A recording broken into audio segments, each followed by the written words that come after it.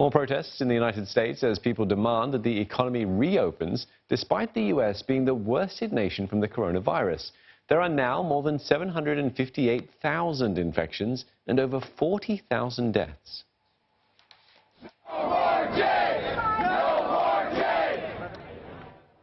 More than 2,000 people defied stay-home advisories and gathered outside Washington state capitol to voice their disapproval of lockdown measures. Many did not wear face masks despite pleas from rally organizers to do so. Similar protests took place in other states, including Colorado, Texas, and Ohio. Our governor is overstepping his authority on this shutdown proclamation, and he's really hurting our economy. And I really think it's unfortunate that a lot of our businesses in the state are unable to operate. There's no reason to shut the whole state down. 99% of the people, less than 1% of people that are vulnerable to the virus.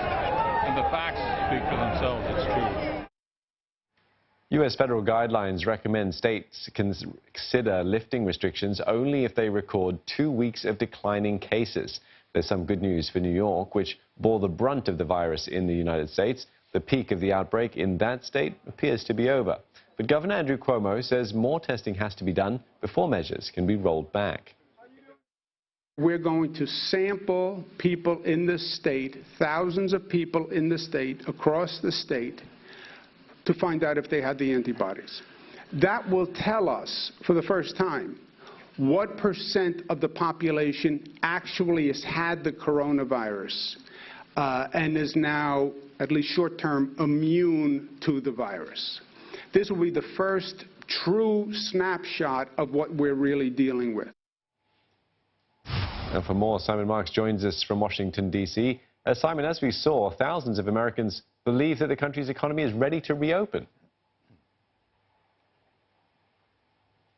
Yes, and of course those protests that are now spreading to a variety of different states across the country, Steve, are being actively encouraged by the president. He encouraged them initially on Twitter.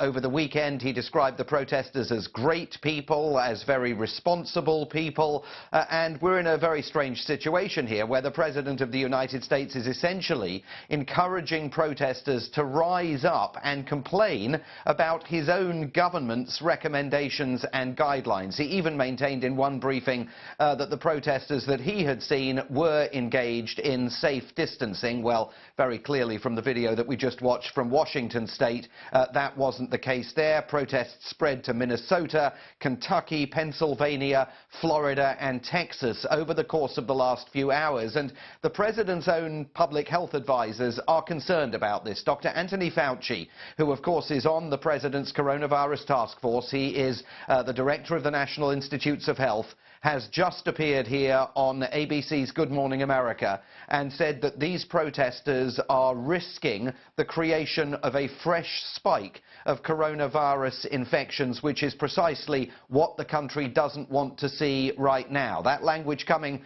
from Dr. Fauci, but not yet from the man that he's working for, President Donald Trump, who believes that politically, at least, he is served by these protests beginning to gather in numbers across the country and demanding that the lockdowns end and that people be allowed to return to work.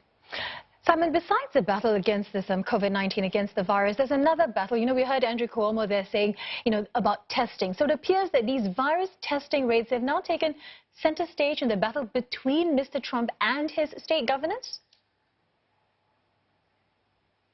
Yeah, and of course, because these two issues are linked, Glenda. I mean, Andrew Cuomo, and you heard him there, argues that you can't possibly relax the restrictions that are in place in places like New York and allow people to return to some semblance of normalcy unless and until you've got a very substantial and muscular testing regimen in place. Public health officials at places like Harvard's public health school were quoted over the weekend as saying that the rate of testing in many American states needs at least to triple before it will be viable to say to people, okay, time to go back to work, time to come out of your houses. And so the governors are saying they need the help of the federal government, not just to provide them with the test kits, but to lay out some guidelines on this very matter in terms of how many people need to be tested before you can start thinking about going back to whatever the new normal is going to look like. President Trump insists that's not the role of the federal government.